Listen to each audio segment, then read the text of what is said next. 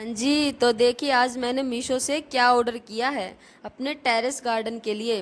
तो चलिए दिखाती हूँ कि क्या ऑर्डर किया है। सबसे पहले इस बोरी को खोल लेते हैं और देखते हैं इसके अंदर क्या है। तो चलिए खोल लेते हैं इसको और दिखाती हूँ क्या ऑर्डर किया है मैंने। और इस बोरी को भी हम एक पोट के रूप में यूज़ करने वाले हैं और इसकी वीडियो भी आपको जल्दी मिलेगी कि क्या इसमें मैंने ग्रो किया है। तो देखना चाहते हो क्या है इसके अंदर।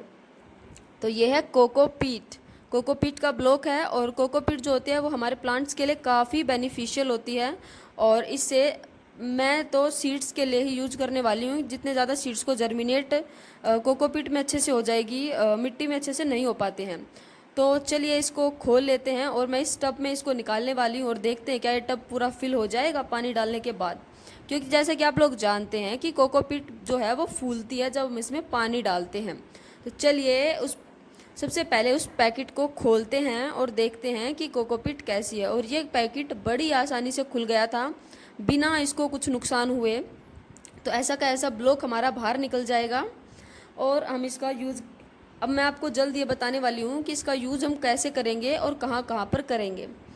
तो देखिए इसमें आपको रेशे दिख रहे होंगे कोकोनट के। चलिए मैं दिखा देती हूँ थोड़ा आपको तोड़कर, फिर इसको पानी में देखते हैं डाल के। तो चलिए इस रैपर को बाहर निकाल कर फेंक देते हैं और डालते हैं इसके अंदर पानी।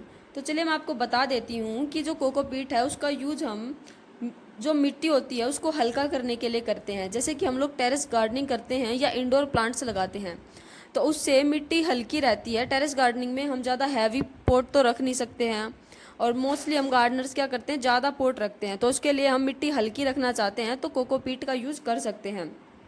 और ये क्या होती है, बेस्ट होती है रूफ टॉप गार्डन के लिए।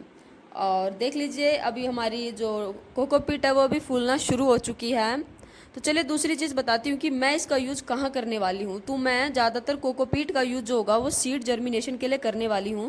क्योंकि जो कोकोपीट होती है वो सीड्स के जर्मिनेशन में काफ़ी हेल्प करती है, क्योंकि मिट्टी हल्की होती है और सीड जल्दी से बाहर निकल आता है। तो बस इसीलिए मैं करने वाली हूँ। तो जिन जिनके सीड्स नहीं जर्मिनेट होती हैं वो एक बार इसका यूज़ करके देख लीजिए। और अगर किसी को कटिंग लगानी है तो वो कोकोपीट के अंदर थोड़ी बहुत गार्डन सोइल ऐड करके इसमें आराम से अपनी कटिंग को ग्रो कर सकते हैं और कटिंग बहुत अच्छे से चलेगी भी।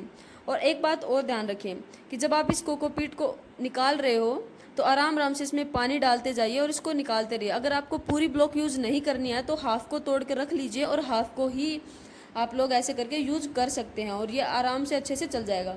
देखिए हमारी कोकोपीट कैसे फूल रही है, देखने में भी कितनी अच्छी लग रही है ना गाइज।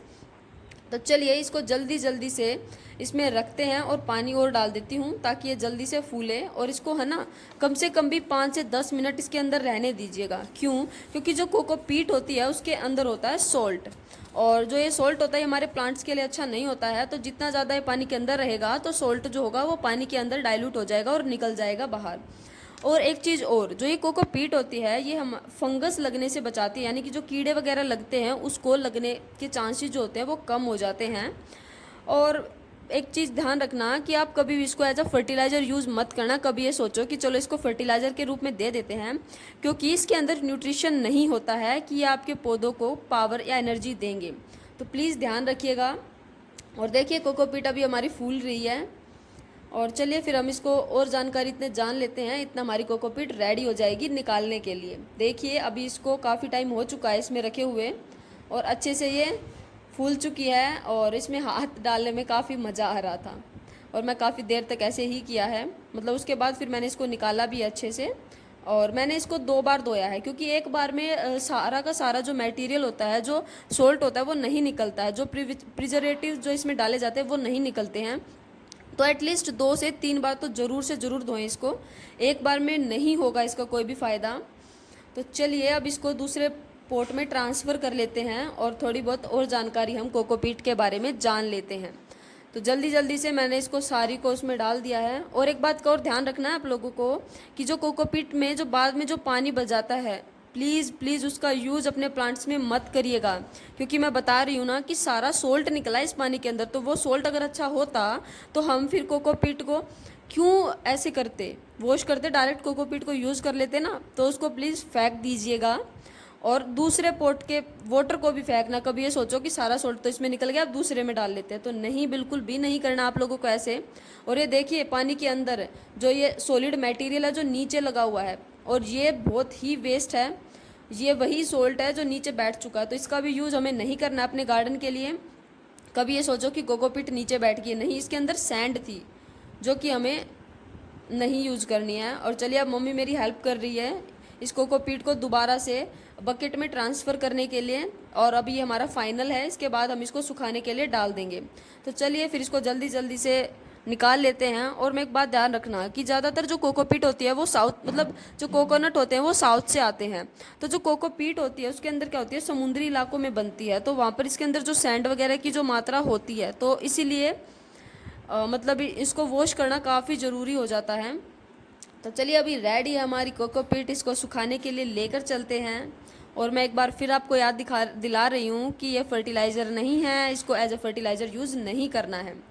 तो चलिए मैंने यहाँ पर धूप में कपड़ा बिछा रखा है, तो चलिए इसको सुखा देते हैं, अच्छे से फैला देते हैं। और एटलीस्ट अगर धूप अच्छी आई है तो एक दिन में ही सूख जाएगी। अगर भैया अभी बारिश का मौसम चल रहा है तो धूप अच्छी नहीं आ पा रही है, तो आप लोग क्या कीजिए, इसको 1-2 दिन सुखा लीजिए, और जब हल्की सूखने लगे तो कपड़ा ढक देना, वरना उड़ जाएगी, फिर कहोगे कि बताया नहीं था आपने। तो चलिए सूखने के लिए डाल दिया है, देख लीजिए मेरा हाथ।